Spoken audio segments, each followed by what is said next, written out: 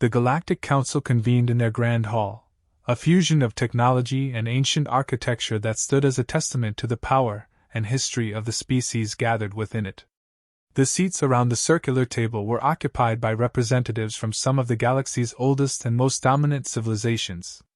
The most intimidating of them was the Eurethian, a race of warlords whose monstrous presence and rigid posture made the room seem smaller with each of their glances.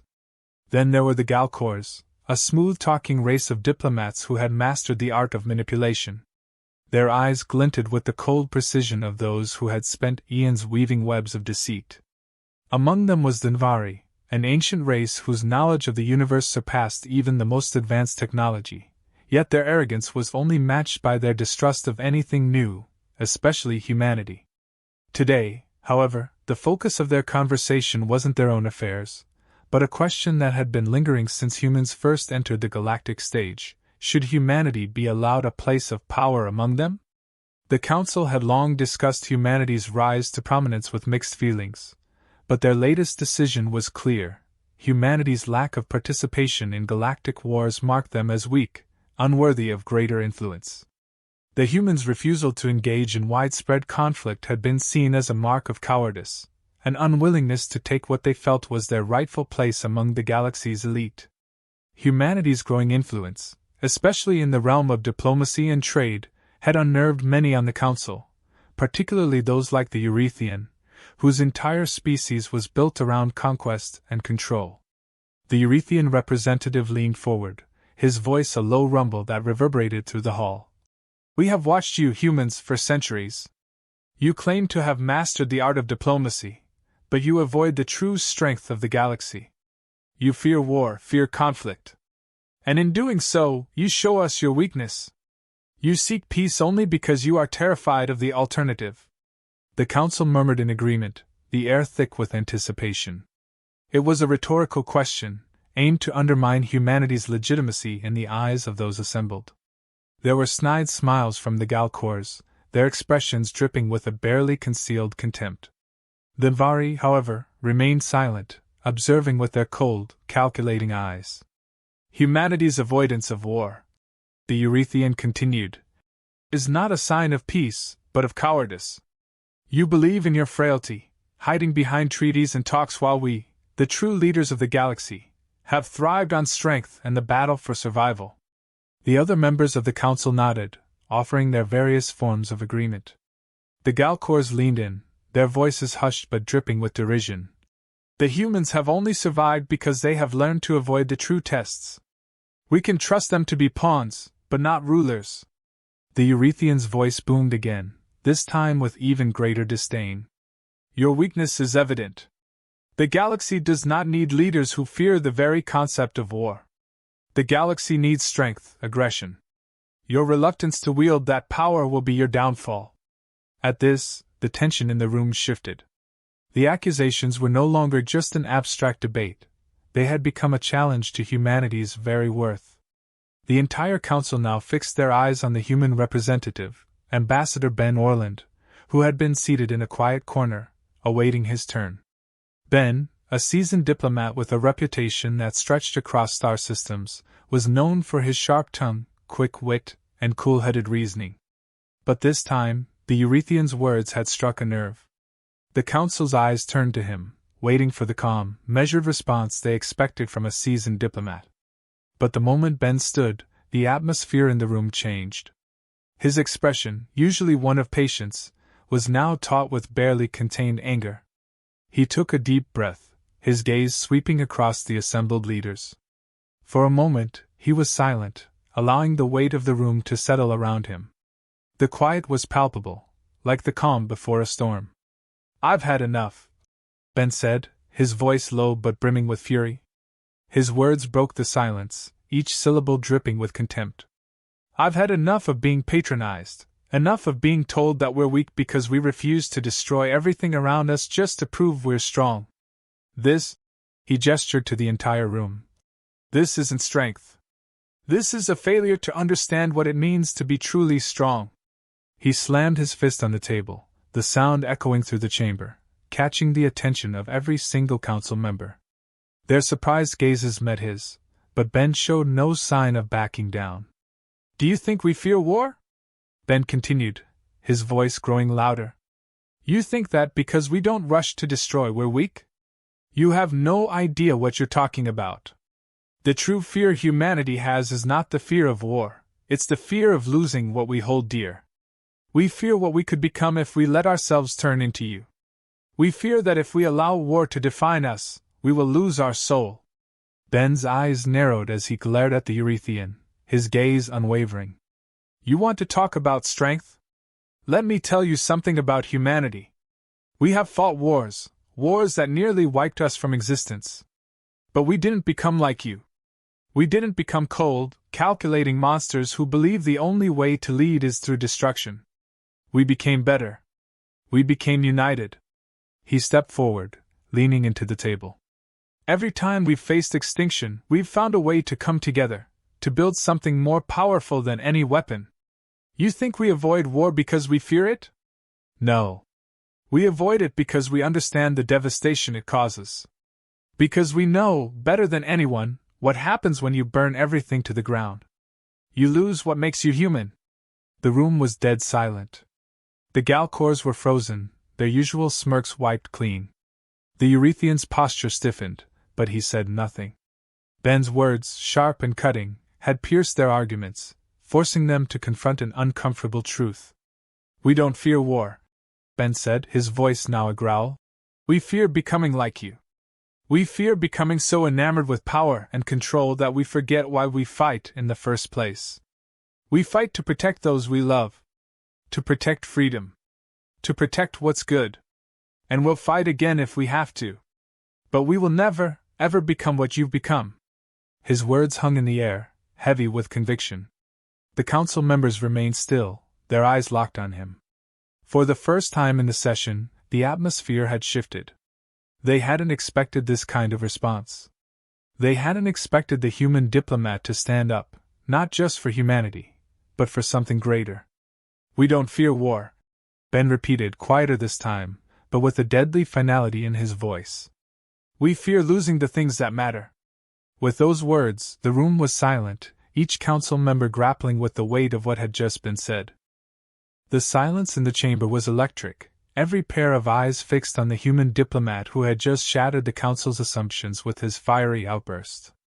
Ben Orland remained standing, his hands pressed firmly on the table, his eyes scanning the room with defiance.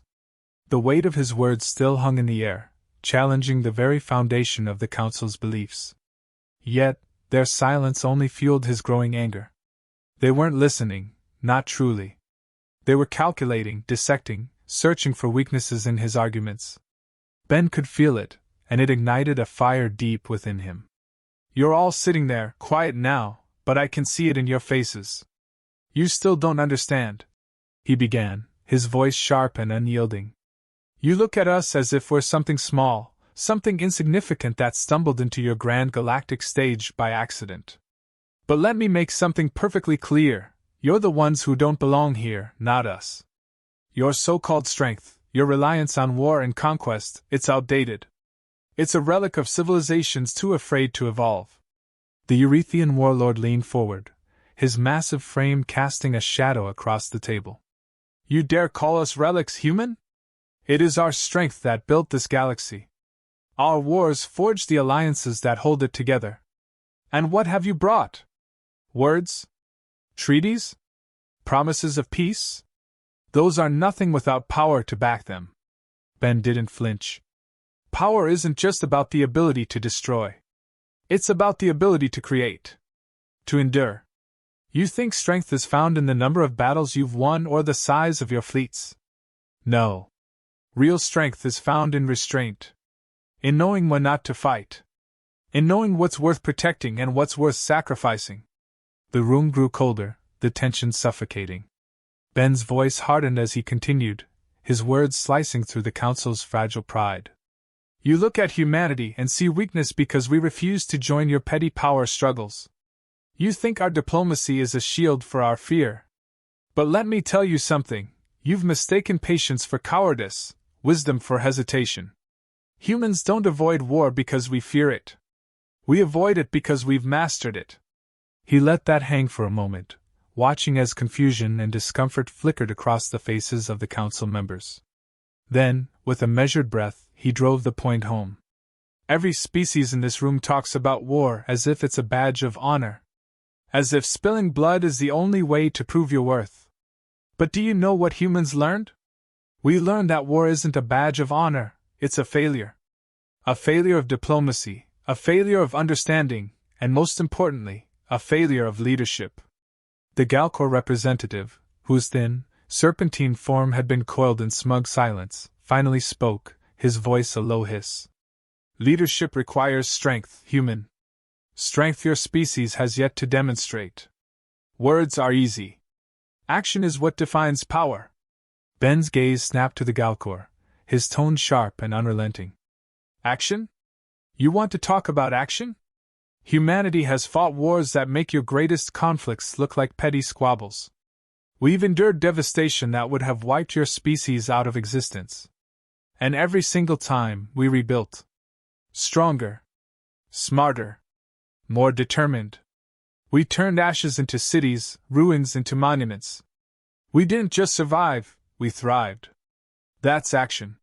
His voice rose, filled with the weight of generations of human resilience. And we didn't just thrive through brute force. We thrived because we learned. Because we adapted. Because we understand that the true measure of strength isn't in how many enemies you can destroy, but in how many lives you can save. The Nvari elder, whose stoic silence had been unbroken until now, finally spoke, his deep, resonant voice cutting through the tension.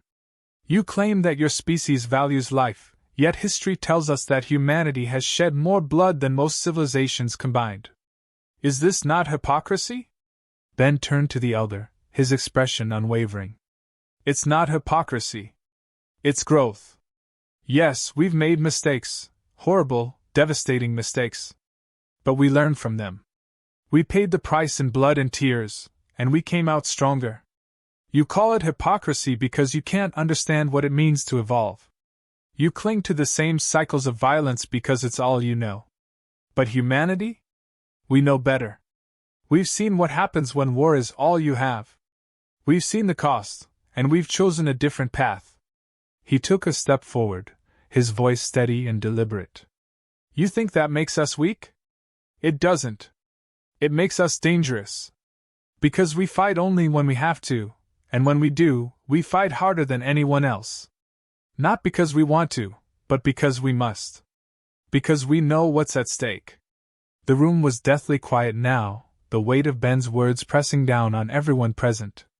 He could see it in their faces, the cracks forming in their arrogant facades, the seeds of doubt taking root. But he wasn't finished yet. You look at humanity and think we're fragile because we value peace. But peace isn't the absence of conflict, it's the presence of justice. And justice is something you, with all your wars and conquests, have never truly understood. You rule through fear. We rule through hope. And that, more than anything else, is what scares you. His final words struck like a hammer, reverberating through the hall. You call us weak because you fear what we represent, a galaxy where strength isn't measured by the size of your armies, but by the strength of your ideals. And you know that if we ever decide to rise, nothing will stop us. Not your fleets. Not your armies. Not your fear. The silence that followed was deafening, the weight of Ben's defiance hanging heavy in the air. The council, for the first time, was left without a retort. And in that silence, a shift began, subtle, but undeniable. The realization that humanity was far more than they had ever imagined. Ben Orland's words cut through the tension like a blade. He could see it now, some of them were starting to understand, or at least doubt their earlier assumptions. The warlords, the manipulators, and the cold intellects, every one of them, in some way, had underestimated humanity. They saw humans as an anomaly, a species that should have been crushed under the weight of galactic history by now. Instead, humanity had risen. They had endured. And now, that very endurance was what the Council had to reckon with. I'm not here to defend humanity's weakness, Ben continued, his voice unyielding, each word delivered with precision. I'm here to show you that our true strength lies in what you'll never understand. It's not in the weapons we've made, not in the battles we've won, but in the wars we chose not to fight. We don't fear conflict. We fear losing what makes us human. Our families. Our homes. Our ability to create, to love, to dream. That's why we avoid war. Because when we fight for everything we are and everything we could lose. He took a step forward, his gaze sweeping the room. The Galcors, who once wore smug, calculating expressions, now shifted uneasily in their seats. The Nvari, the ancient race, remained impassive, but Ben could tell they were listening closely. He knew they saw the truth, but the warlords and conquerors, the ones who measured their worth by the scars on their bodies and the planets they had raised, they still couldn't grasp the essence of humanity. We fight to protect those who can't fight back. We fight for the innocent, for the vulnerable. Ben spat, his words dripping with frustration. And that's something none of you seem to understand. You think fear drives us. But you're wrong. It's love. It's our need to protect. That's why we avoid war, because we know the cost of it. We've seen it in our history, time and time again. We've seen entire civilizations burned to the ground, families torn apart, generations lost. It's not weakness that keeps us from waging war, it's the strength to choose when it's worth the fight. He paused, letting the gravity of his words sink in, then leaned in, his voice dropping to a sharp, cutting whisper. And you think you can conquer us? You think you can intimidate us into submission with your fleets and your weapons? You don't even realize what you're dealing with. You think we've never fought a war? That we're too soft to handle a real battle? Let me tell you, humans have fought in wars that would have wiped out your entire species. We've stared down extinction and come out the other side stronger. And we didn't win because we were the most powerful. We won because we refused to let go of the things that made us who we are. The Eurethian warlord, who had been seething ever since Ben's initial outburst, finally spoke, his voice full of contempt. So what? You think this galaxy will bend to your will because you refuse to fight? That your moral superiority will somehow earn you a seat at the table?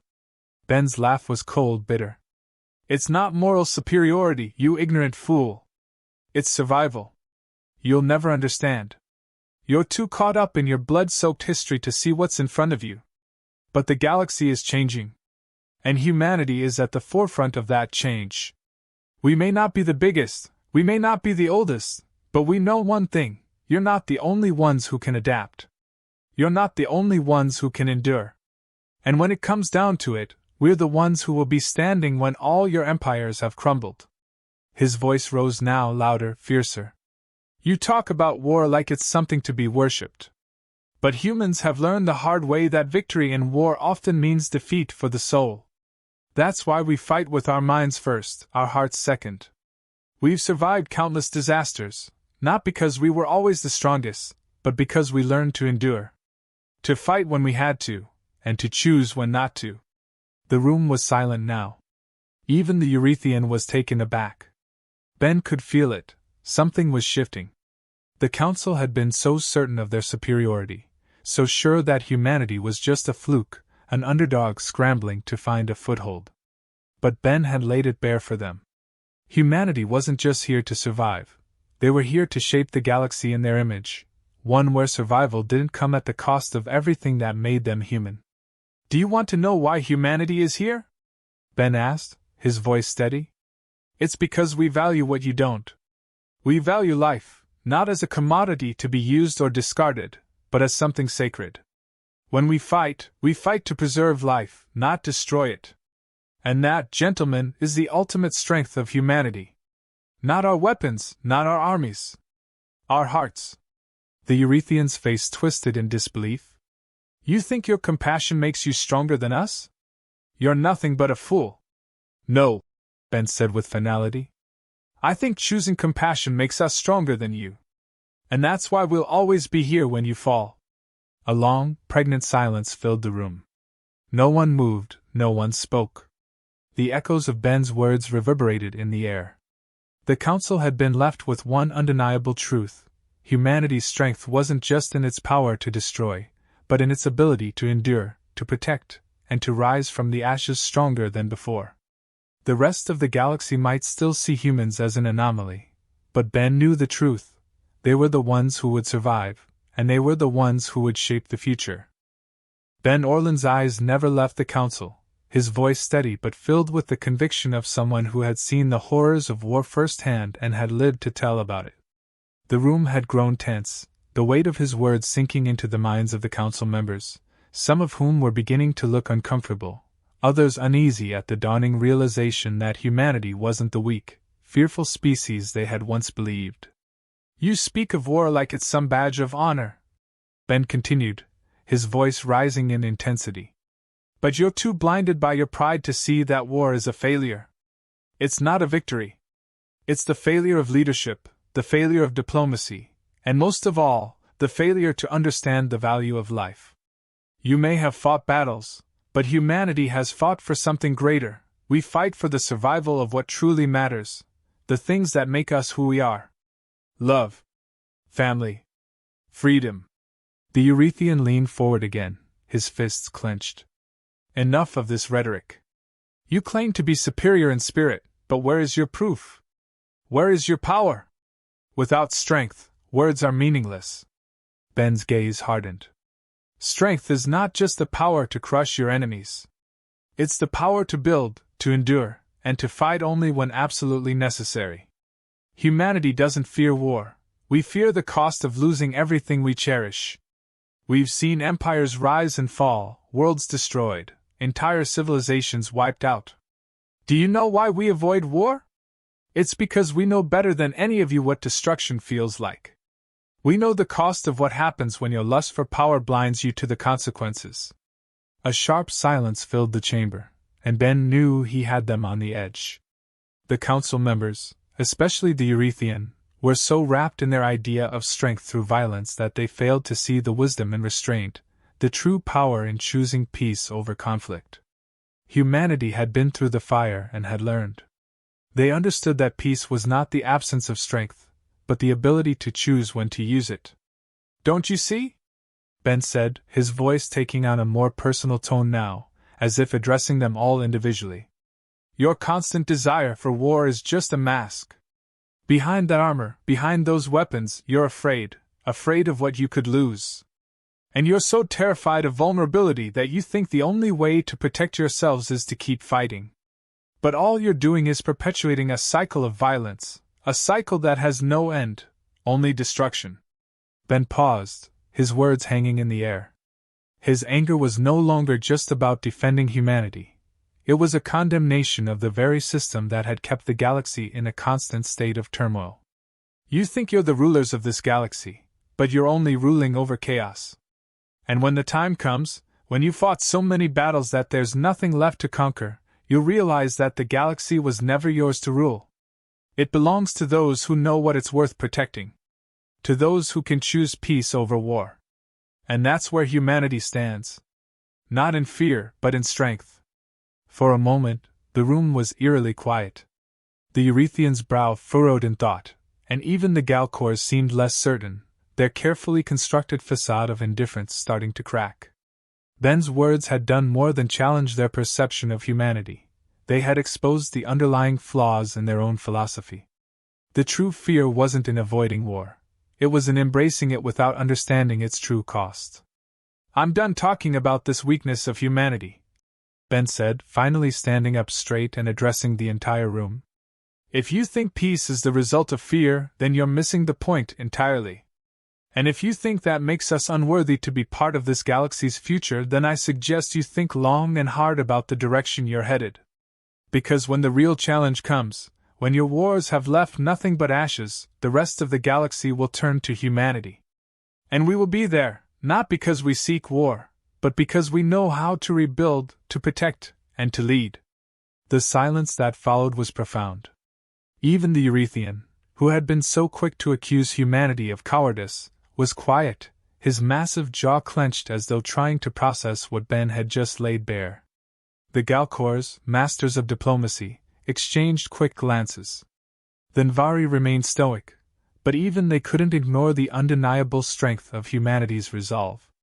Ben's final words were simple, but they resonated throughout the chamber. We may not fear war, but we fear what happens when the heart of the galaxy loses its humanity.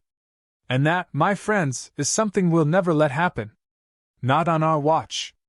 As the room remained still, the members of the Galactic Council found themselves questioning the very foundation of their beliefs.